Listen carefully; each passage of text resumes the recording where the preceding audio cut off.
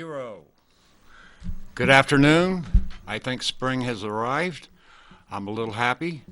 In fact, I'm very happy. I walked downtown to save gas. I have a very interesting guest on my show today, a young man named Yong Chen, who does very, very nice work. He's a watercolorist. I saw his work at City Hall, what was that, 2 or 3 months ago, Yong? Yes, from November to January. Yeah, it was a trolley night or Yeah, something like that. yeah. And I knew right then I wanted him on the show. It took me a couple months to get to him because I took a month or so off. Uh, but I'm back, and hopefully I'll do this another 8 years. Uh, I'm going to ask you the simple question of how long have you been doing this? Well, it's just very interesting. I could not hold myself to correct you. I'm not a young man. Oh, oh. Well, I didn't see any gray, so I figured. So I'm mid 50 now. Mid 50s? So I started drawing when I was 4. It just one day that my father brought me to one of his good friends' house, and I saw all the beautiful watercolor paintings, sculpture, oil paintings everywhere on the wall, on the floor, everywhere in the house. That attracted me so much. I started to draw every day, Right. and that artist became my first teacher. So from 4, I do that every day, and every week my father brought me back to his house, and he gave me one little tiny common, and that kept me going for another week. And then I need a little bit more suggestions, and then keep going when I reach my school year, but I never stop and keep and on and on. Now it's just about 50 years almost. 50 years. Yeah, Yeah. a long time.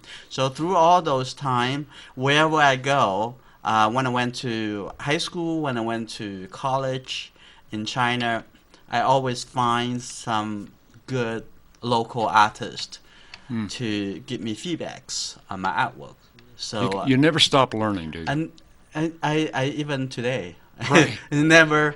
It's just part of our lives.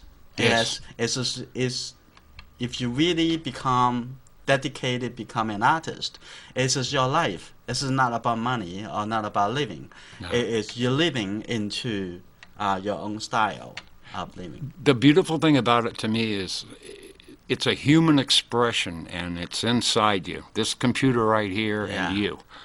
And then when you put it on a piece of paper or a canvas or whatever it is, a wall, it feels good. Yeah, it's kind of like I've done lots of teaching. Actually, in China, I was a teacher. I was a trained teacher through the Teachers College. And then after I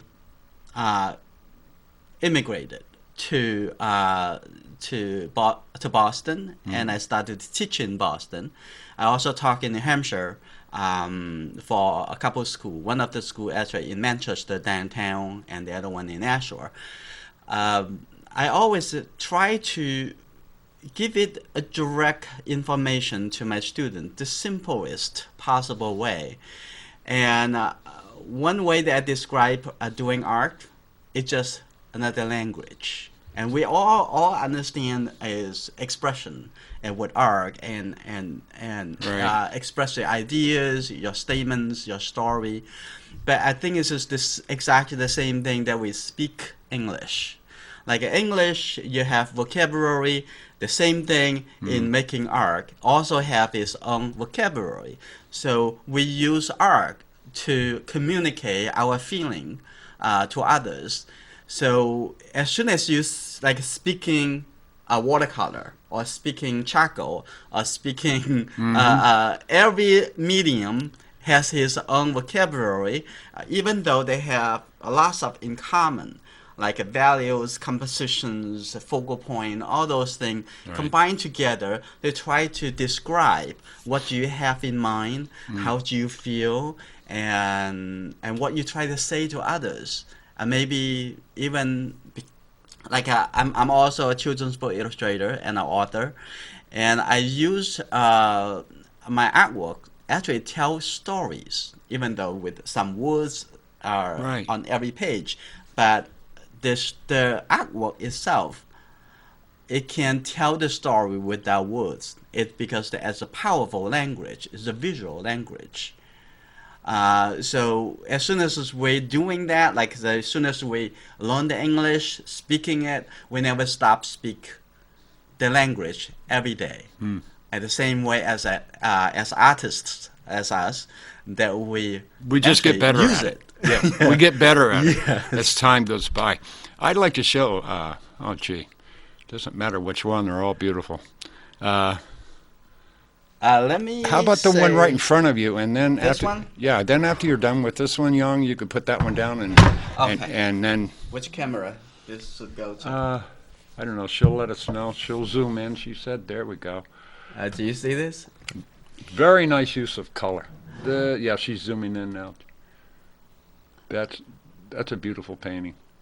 Thank you. You've got the splashes. You've got the color of the skin. You've got it all. This is our couple thing I want to talk about with this artworks.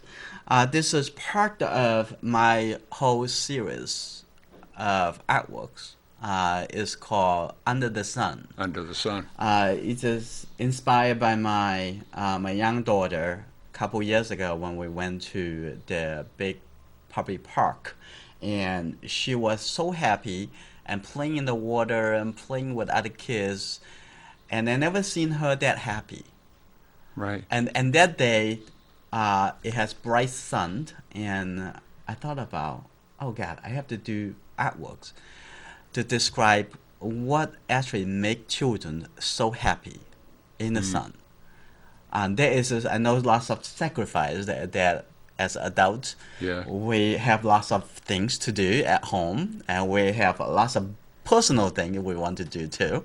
Like us, we like to paint. But however, sacrifice is very important to make sure the children, they're happy as they're growing up. It could be all the vitamin D they get. Vitamin D3 from the sun, because you're right. When I go to the beach, the little kids, they're really all the energy, and then us grown-ups are sitting on the beach looking I know. and the kids are plastering around. I love the way the first thing came to my mind was it's a nice sunny day, obviously, because the way you've laid the sun. The shadows are very subdued. They're very nice work. I really like that. Yeah, it's a lot over here when we talk about compositions, talk about language of art. It is down here a little bit softer because the value contrast is Right. very subdued and very similar. But as soon as you're coming up to the composition here, it have a very dark background and make the figure and the expression on her face really, really standing out. So is she just about standing up from the water, and you can thinking about other story could be involved with these pictures. Could be her mom telling her, it could be her brother, it could be her young sister. It's just she is responding to a sound from somewhere else. So, and the water is dropping down. You can hear the sound, almost like the water coming down back to the water. Yeah, I like So- the way you did that. The Oh, this splashes. is this is one of my favorite in the series. Okay, and we've got what, 5 altogether? 6. Yeah, let's talk about this piece. This is a small group. This is Now, is this at Hampton? Around this here? is not this is not Hampton. On that day, actually, I brought my daughter to Boston Common. She just loved the city. Whenever we go down to Boston, shop for food, and we always take the time to go over there. And this is I make lots of changes. I didn't want to seeing the edge of the pool. I didn't want to see the hard edge and the concrete, and so I soften it and make it feel like on a lake or somehow it more in the nature. When I look at it from this angle, it's almost as if they're floating on top of the ocean. right off the beach. No, I like that. Yeah. They're kind of suspended a little. But then Yeah. I see her feet under there, you know. I mean, Yeah. I really like the color combinations. It's just Really, kind really of good. like some of the feeling I try to express because could be just me instead of the mom because I just enjoy sitting there, enjoy that moment, and forget all the business we have to take care of at home It's and called the life. bill we have to pay Right. and so on. You just enjoy it, the moment, a silent moment with the kid. I love the colors you Yeah, use for the water. thank You you. know, when a lot of people think of water, they paint it just automatically. They go for the blues. You know, Yeah. and no. There's look at the reflection. Look at there's so Yeah, much, so those much. are all the colors. They are only the tools for us to express the moment of that moment, the feeling of that moment. And but you look at all the colors. Actually, I can tell you, I only use three colors. All the color I used to mix from. Then you just intermix in those four colors, right? And In get this, which only the three colors: three, three, yeah. red, and blue, and yellow. And I have a big YouTube channel and talk about how to mix color, how to do Yeah. all different kind of subject matter paintings. So I in the college when I teach watercolor, and all my students need is three colors, one brush, Right. and they can do anything There you go. they From want to do. from those three colors. Yeah. You know, I have a golden acrylic kit somebody Yeah. gave me years ago, and I'm going through and I'm looking at their primary colors: Magneto red, Yeah. cyan, or Yeah. Cyan. Is that how you pronounce it? Cyan. Cyan, and I got Magenta. yeah, and I'm thinking, okay, so I tried them, Yeah. and with a magnet, of course, you're going to get a more vibrant Yeah. red. But it's true what you said. If you take your red, blue, and your yellow, your primary colors, and of course you're going to use black and white, though they're not considered colors at all.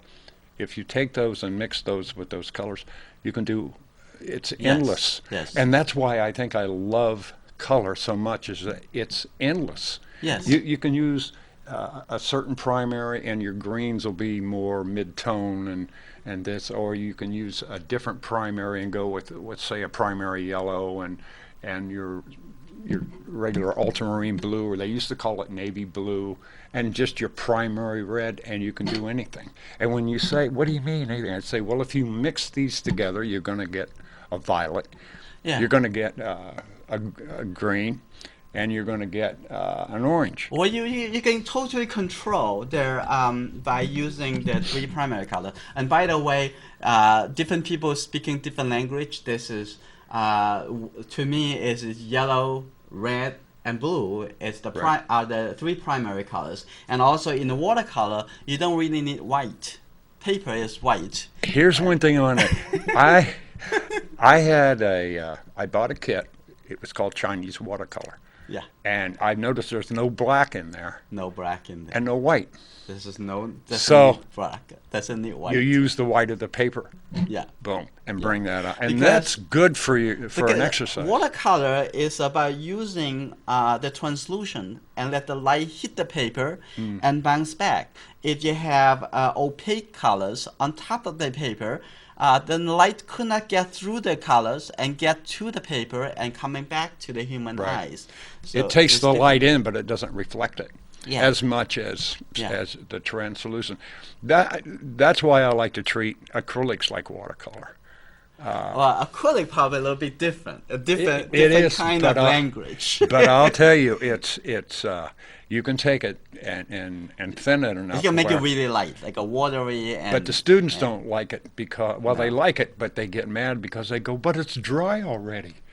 Because when it dries, acrylics are, depends on which one, you can add different mediums to it. But, I keep their interest up by showing them the colors. And that's what confuses them. So I go real slow and I say, this is something that's endless. And when I mean endless and say endless, it's endless. You can take and tint that color until it's blue in the face, or you can take and darken it or put a And also, yeah, it's by wonderful. combine a different amount from each pigments, Right. you can keep the intensity of the color, Mm-hmm. or you want to mix it with the complementary color to make it less intense, with a less bright, and you Right. get into a little bit more gray color. But gray color, you there's no absolute gray colors. You can have a little cooler gray colors, a Right. warmer gray color, a little green gray colors, and you can by using different Yep. feeling of the colors into. But again, at the end, it's not about colors. It's about human feeling. It's Right. just like say, I know lots of fancy vocabulary of English. Doesn't really mean you express it well. Right. Some people doesn't really know that many vocabularies, different words, they can describe something really well because it's about how to connect the language with the feeling. For artists, we are doing the same craft as is doing other language like a Chinese or English. It's, more we use it, we become more craftsmaster and Right. be able to use it directly and effectively. So the color, brush, all those tools is for the way for us to express our feeling, our statement. But by the way, just come back to the basics. A lot of people they're still learning the vocabulary or the sentence structure or try to write a paragraph.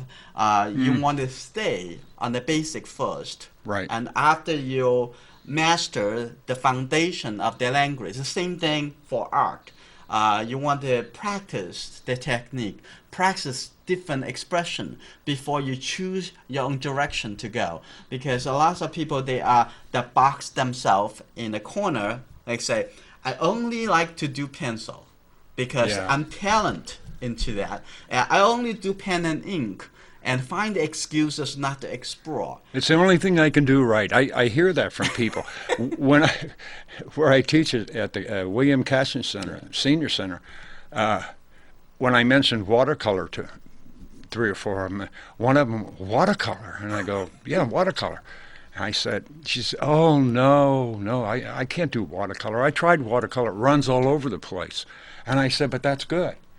I said, you just got to catch it once in a while and put it where you want it. Yeah. And she stuck with me. She's been with me for about 1.5 years now. Now I'm slowly putting them into the acrylic thing. But watercolor is the most unforgiving. If you make that fatal mistake, it's gone. And that's why 2 out of 3 people go, I don't even want to mess with watercolor. I think it's a more fear than Yeah. it actually difficult. It's just not that difficult. Watercolor actually is just pretty easy. I would say it is when I compare that with oil or acrylic or pastel, but they all have different challenge in Right. each medium. But however, in most countries, the student in the art school they usually learn oil, acrylic, or a gouache before they start touching the translucent watercolor. Right. But in my teaching in the college, and actually I teach them from the foundation of watercolor, even they haven't done much other painting medium. Right. It is, I would say it is easy. So if you guys want to check out more of the way I do watercolor, and just search my name, Yong Chen, on YouTube, you're gonna find my channel. There you go. Let's look at some more of that work before. Okay, this is another painting. This is actually Uh-oh, our Red Sox. older daughter. was, Wow, the- that makes it a beautiful Boston, painting yeah. right there. Yeah, she when she was probably 9, and both we have three children, and she now is a grown up. She's in college now. So I kept a photograph on my computer and always looking back into it, and I want to done some painting so that someday I will just hang it in her room. So this is part of the Under the Sun series. Wow, that's very, very nice work. Well, thank you. I just love the way you handle the light on a watercolor, because that's one of the main reasons. Well, one of the main reasons. There's several that people don't want to take watercolor. They go, "Well, what about that white area? You got to paint that." And I go, "No, that's what the sun. Yeah. That's where." Yeah. And you try and explain. Oh, so I even got masking fluid for Yeah. them, and then you Yes. can paint it and then Yes. peel it off. And they go, "Wow." Yes. That it's. I Yeah, just there's many ways we can protect the white space, but most of the people, they want to make everywhere with color, and they forget there is the power of light and dark in the composition. Exactly. It's just just the silence in the speech.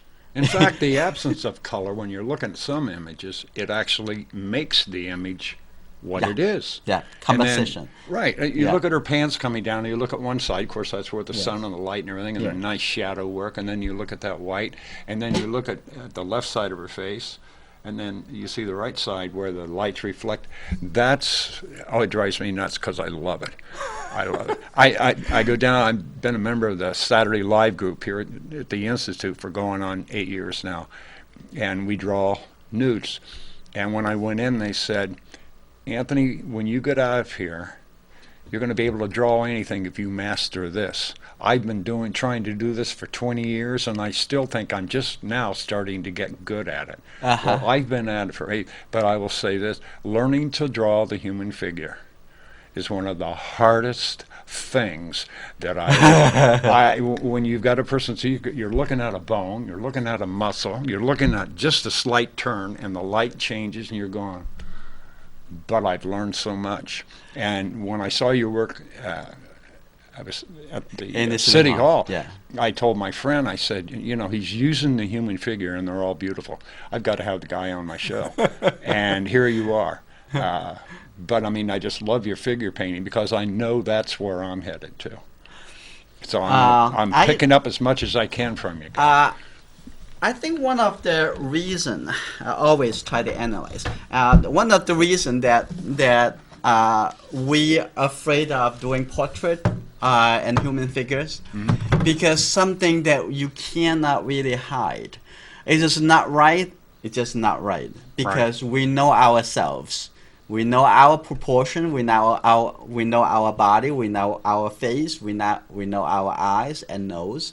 If it doesn't look right, it doesn't look right. So it's wrong. It's just wrong. Right. It's different from, like, say, if you paint the flower, because every flowers, they could look different under different sun, different lighting, different shadow, different colors in different garden. They all look different. So some kind of we have no standard to judge them.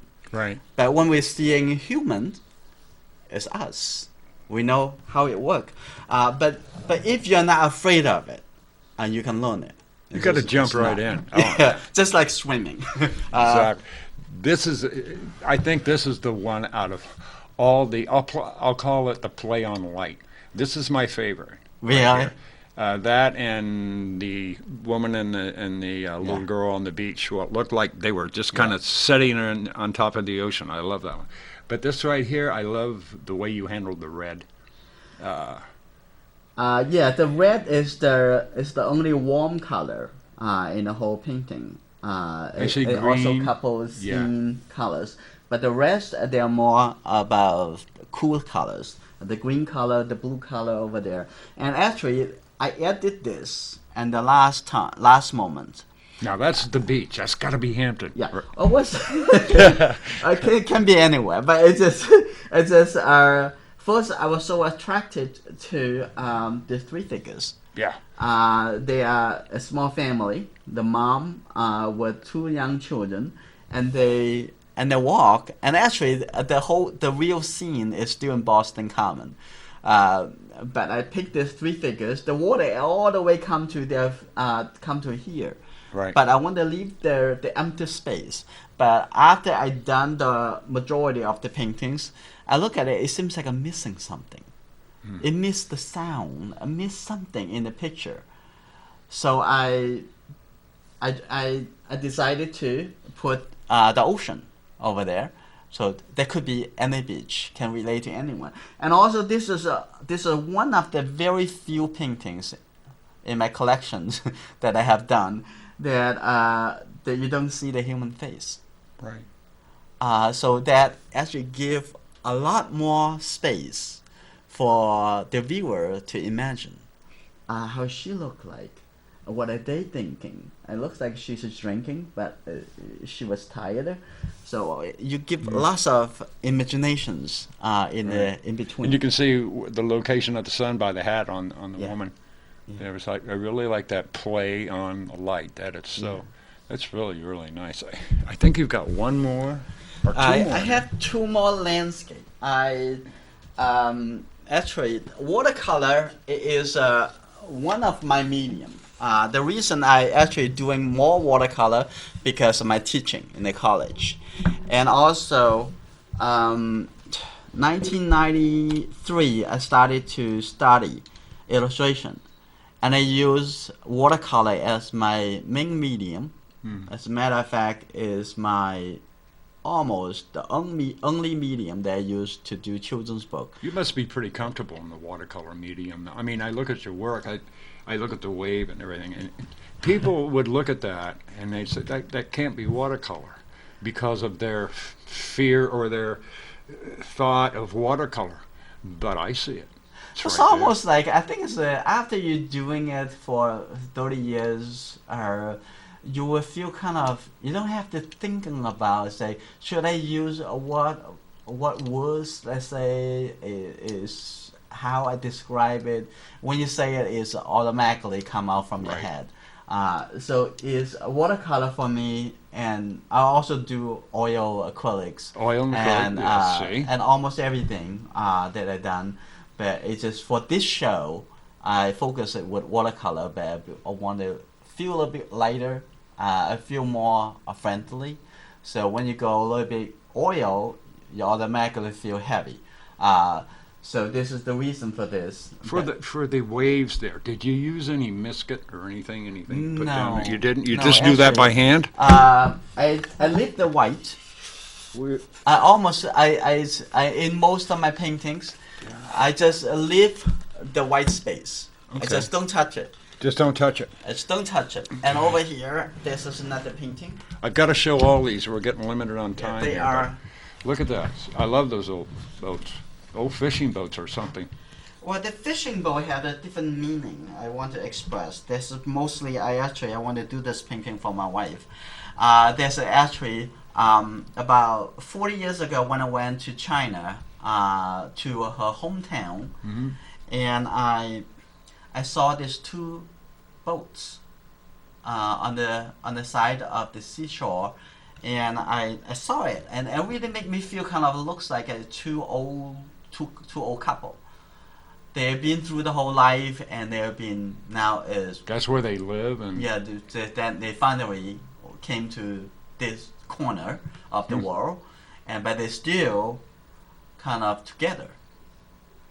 So so this is I have lots of emotion into this I artwork. like the colors again. Yeah. You have a gift for colors. Oh, thank you. I can see but that. actually, this is not. I did this one when I had the art show. Had the art show in Nashua. That is about I think 15 years ago. The painting did not really look the same composition, same paper, but the colors not exactly like this. After 15 years later, I feel like something I need to do again. So Yong, we're going to have to wrap up now. Okay, so I stretched the paper again on the board, and I painted over. So this is how it looked like the version 2. So this painting is very easy compared to that one, and I did that is with a very huge brush and just touch it into it. So, but Anthony, thank you so much. Yeah, I want to for thank calling Yong me for up coming here. on my show. As you can see for yourself, he does very awesome work. And I will see everybody in another 2 weeks. We'll have another guest, and we're going to keep going, and we're going to be talking about, there's a show coming up at the Senior Center with Elliot Senior Center on April the 26th. And it's going to be from 4:30 until 6:30. I hope to see some people there. We're going to have some mural projects coming up with Eagle Eyes and Friends of Art in Litchfield Lane, which is famous for its murals. And we're going to have a good time, and I'll see everybody in 2 weeks. And I want to thank Yong for coming on my show and showing his work. And everybody have a good day. Thank you. Spring is here. The sun's out. Let's enjoy it. Thanks.